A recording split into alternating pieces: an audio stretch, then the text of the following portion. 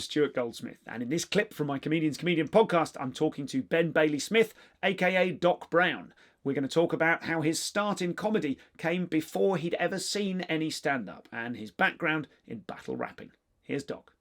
Let's talk about that, the confidence required to do that part of your job. Oh, well, I say it's your job. You referred to having finished comedy. You when we were speaking, you said you're on sabbatical. I am on a sabbatical, most definitely. Do you feel like you'll go back to it? 100%. Great. Well, let's keep talking about it then. I didn't know whether we should be talking about it in the past tense. In terms of your origin as a comic, from what I know about you through research rather than anything you've said yourself, you started off as a rapper, and you started off specifically as a rap battler.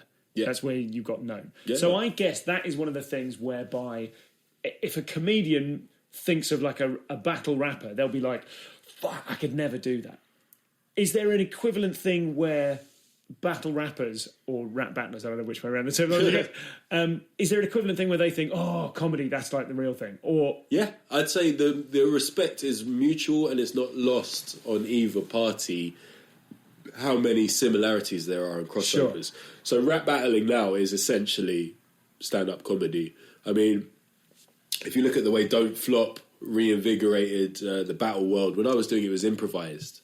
So you just had to come up with it, which is potentially really shit in rap in the same way as it's potentially really shit in comedy. Yeah, right. Improv just makes people panic. It makes me panic. It just makes me think of someone or four people in different coloured waistcoats just ruining my fucking life, you know? But Don't Flop, organisations like that reinvigorated and reinvented the rap battle by treating it like boxing. So we'll have this matchup, these two guys, they don't like each other, go away for 3 months, write 3 verses, research as much as you want into that other person's life, make it as personal as you want, come back and destroy each other. And it just heightened it. It made it so much about the skill of writing, you know, in the same way as a Billy Connolly, you know, storytelling, ripping people's images to shreds. It was just a very, very new and entertaining way to do it. And the way that it evolved over time was became closer and closer to live comedy. So they started having compliment battles where you had to beat the person by being exceptionally nice. That's just straight up comedy. You know, you have to have a comic sensibility to do that. The normal battles without humour would have been pointless. The improv in my day, a lot of it was about blustering, male posturing, and aggression. You know, the reason I won battles back in the day, looking back, was because of humour. I was never as tough as the other guys. It was obvious. I wore glasses, you know, as a nerd, I was more well-spoken, whatever.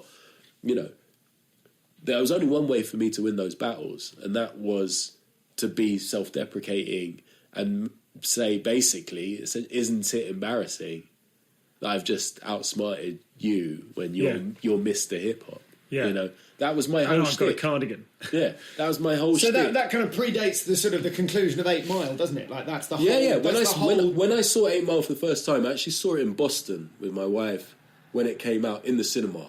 And cinema in America is an interesting experience, you know. It's like a live show. People jump up and whoop and cheer. And they comment on shit. Yo, don't go in there, son. Yeah. Yo, what you do that for? Yo, you out your mind right now. I love it. It's hilarious.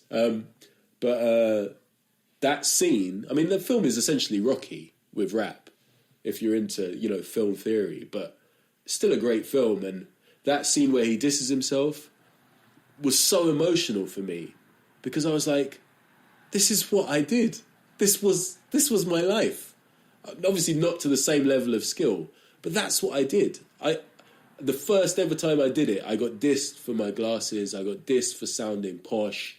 I got dissed for not having like a tough enough looking crew. I got dissed for certain things that people knew, you know, whatever. And my instinct said, own it. Not the second time I did it or the third time even, but by the fourth or fifth time, I was very much like, know what you're going to say, but let's get on to the next level, because it's a game of intelligence. It's not about can I kick your ass. That's not what this is right now, you know. So watching that scene was deeply emotional for me, but still no ties, nothing in my mind that made me ever think that I would have a career in comedy. And at the same time, all I'm devouring creatively really is rap music, indie music, and sitcoms and comic movies. It's all I ever loved, you know. My dad had me watching Harold Lloyd and the Marx Brothers when I was little. I was raised right. As I got older, you know, by the time I was 10, 11, I was watching Monty Python's Flying Circus, Rise and Fall of Reginald Perrin, which I didn't understand at all. You know, I remember watching that when I was too young to understand what was going on. Of course, yeah. I didn't watch the Duty Free and stuff like that. My dad wouldn't have it. He'd be like, "This is shit. Can I watch The Good Life?" Okay. The Good Life would be like a compromise. You know, he was a Nazi when it came to intelligent, challenging comedy, and it's all he wanted me to watch. And but I never watched stand up. Right up to when I did it, I'd never seen it. Just before we leave the rap battling, what's the state that you're in before you go into it? Is it a similar gig state whereby you're thinking I can control certain controllables and there's a lot of stuff I can't control? Very similar. The big difference would be that I had no experience, no stage craft, you know. In stand-up? In rap. In rap, okay. I just hoping for the best. But very similar in terms of the nerves, thinking like, let me try and hit on these things, maybe that this will help me. But there were so many unknowns because it was improvisational. So a big part of it was sometimes just get fucked, just get drunk and hope for the best. Whereas stand-up, I wouldn't have had the balls to do that. And what was different about you how old were you when you were rapping? When you were battling? When I was like 18 or 19. Okay. What was different to 18-year-old Doc to the people in the audience who were looking at the battlers going, I wish I had the balls to do that, but who didn't? It's funny because obviously, you know, I'm seen as a sort of grandfather of rap and grime in this country now. So I get invited to events, you know, with actual young people. And I look at the crowds now. Grime is different, but like hip-hop, the hip-hop crowds here, it's very middle class, it's very white. When I was doing rap battles and stuff, you know, those crowds were fucking, you know, it was just male, it was not mixed, it was working class, it was hood, man. It wasn't even working class, it was hood. And, you know, there was fights all the time, shows got shut down at the drop of a hat because people had weapons. People getting stabbed, people getting beat up. You know, it was a completely different time. So the me of those times, you know, I was always on my guard. I was always on amber. I was not a street guy. I knew street guys, but I was not a street guy, and I never claimed to be, you know. I think part of the reason I moved so quickly in comedy was because no one had heard my voice before, you know. They just hadn't heard this experience, and I didn't even realise that I could bank on it, you know, that it was a currency for me. It took me a while to recognise that.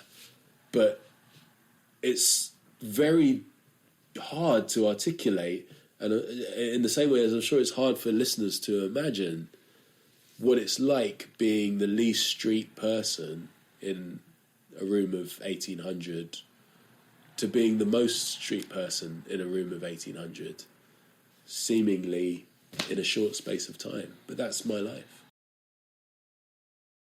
For tour dates, news, updates, whatever they are, and the latest episodes of the Comedian's Comedian podcast, go to stuartgoldsmith.com.